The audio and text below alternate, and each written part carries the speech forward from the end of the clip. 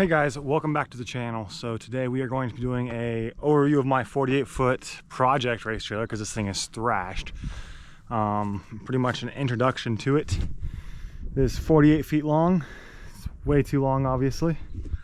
But I got this thing extremely cheap on a trade for a RV that I had at the time. Actually got it about 3 months ago and finally got it to actually be at my house.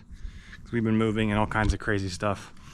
But this is the inside of the garage. Right now it is thrashed and pretty much a storage unit for tires and everything else you guys saw in the last videos. Pretty much I've been working out of it as a garage because I have no sheds here. All the shop's burnt down in the fire. So the only thing that came with this is it has this toolbox, which is very old. Has brand new keys, everything's pretty much brand new. But if you look at the ceiling, pretty much everything is shot. The whole trailer essentially needs to be gutted, rewired, because whoever built this was very homemade or raggedy redneck. I don't really fucking know, but it's got a lot of issues. A lot of the wood paneling is rotten, so we're gonna do hopefully a video series on us tearing this down, because my plan for pretty much this thing is like right now it's got I think 24 feet of garage space, and then it's got 24 feet of living space in front of that, which is way too much living space for a race trailer because race cars need more space than living does. But I'd like to get this to be a spot where we can have the car in here. You'll see behind this wall right here, there is essentially a bedroom, which I'm not a huge fan of, but I guess we'll go in there and show you that next. But if you look at the walls here, this stuff is super thick. They've got, looks like a 1/2 inch sheeting and then 3/4 inch plywood on the inside of that. So I did the rough math on it, and there's like an extra 3,000 pounds of plywood because this trailer weighs like 16,000 pounds, which makes it like impossible for me to tow with my 2500, because essentially if I go just a little bit, well, breaking shit. Anyway, this is the thrashed living quarters. This thing has not been cleaned since I got it. I just bought it like this. Essentially everything is rotten in here. The roof leaks in a bunch of places. Luckily it's not.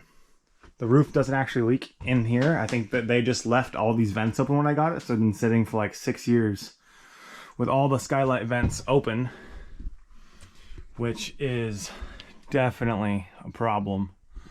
But the guy who had this trailer before me did nothing with it. He used it one time and was like, it's too big, can't do anything with it. So my hope is I'm gonna gut this entire trailer. Essentially, this whole thing is framed out of steel, which you can kind of see here. They did like box 1 inch square tubing, it looks like, or I think this shit's even thicker than that. Anyway, it's way too heavy.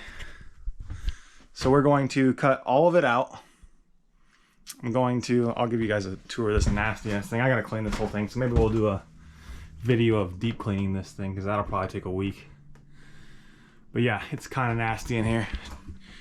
Not kinda, it is very nasty in here. Don't even like coming in here because of it. But what my plan is we're gonna knock out that wall, and then that's where the garage is. We're gonna bring the garage all the way up to this wall, which will give me, measured it with tape measure. It comes out to about 30 feet of garage space, which is almost enough to squeeze 2 cars. So if I can lighten this thing up like 3,000 to 5,000 pounds by just cutting metal out of it everywhere, because it drastically needs that. It weighs way too much. If I can get the trailer down to like 11,000 or 12,000 empty, and then I can throw a car in here and I can legally tow it with my 2500, and I won't be really breaking any laws. Because as of right now, it's like barely is on the line of the 40-foot like deck. So it's got 40-foot deck from essentially, let me show you. Essentially from the front of the gooseneck, where this comes, all the way back is 40 foot, and then there's 8 foot of gooseneck. So essentially we're gonna rip all of that out and deep clean it, gut all of the wood out of it because it's got way too much plywood in it, reskin it, paint the entire inside, and get it to be, we'll probably rewire the whole thing too. I mean, the only lights that actually work on this trailer is the outside lights, the marker lights for driving, which they didn't work on the way home, but that was because of the truck I had that had a fuse popped. So yeah, we're gonna try to demo this. So this will be a very fun project, I think. Kind of test how light we can get this trailer, because I have a scale near my house that I can go kind of weigh it in at and see where it's at, because I like that thing. So the only other problem with this trailer is on the bottom here, it gets way low in the rear because this whole trailer is only a foot off the ground.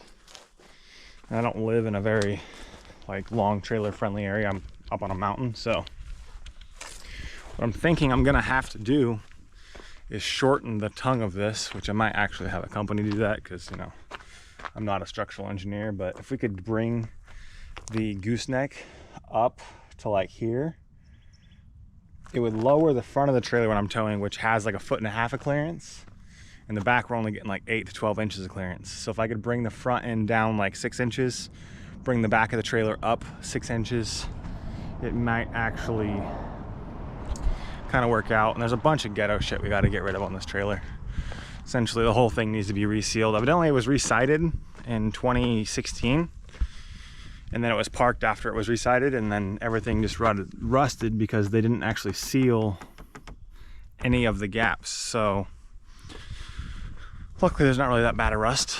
I may have to actually pull off every exterior panel on this trailer and re-caulk and seal everything and then put it all back together. I know I have to reseal the roof because it needs a bunch of work, but I'm not going to do that until I gut the inside and trace all the issues, fix everything, and then I'll reseal the outside. So hopefully this summer we'll dive into tearing it apart, gutting the living quarters. I want to do that first just to get all the nastiness out of there. And then once all that's out, we will tear down the structural wall here in the middle, which I don't think it's structural. I'll know more once I actually rip it open and see. But maybe put some hanging tire racks up there so I can retain some of the structure that it has in the wall while removing some weight. If I could put a tire rack in the front here, then I can do that and rip out all this like old ass stereo systems, because they have like an amp and stuff up underneath there in that like storage bin compartment. I think it was for like a drag car of some sort. I think the front of the drag car went under there, but it was built in the 80s, so we will see. With any luck, it will turn out to be a good project. If not, we will just sell the damn thing and call it good. But I think we're gonna try to make it a nice trailer, and if I can get it to where I have like a small condensed living quarters, get rid of the tub, get a nice little like just shower stall in there with toilet, shower. That's all you really need at the track.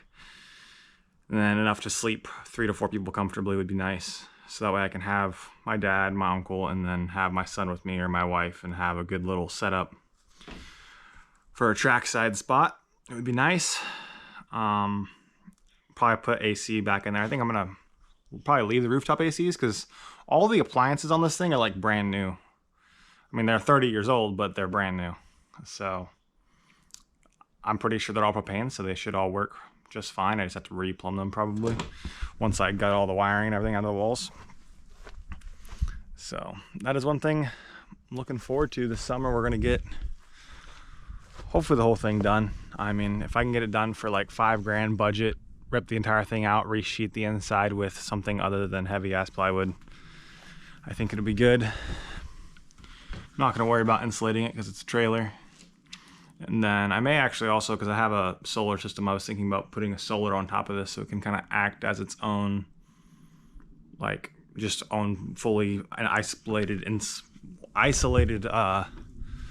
power supply. So we might end up putting solar on the roof of this, depending on weight. If I can get the weight down substantially, then I'll probably do that. But yeah, so hopefully you guys enjoy.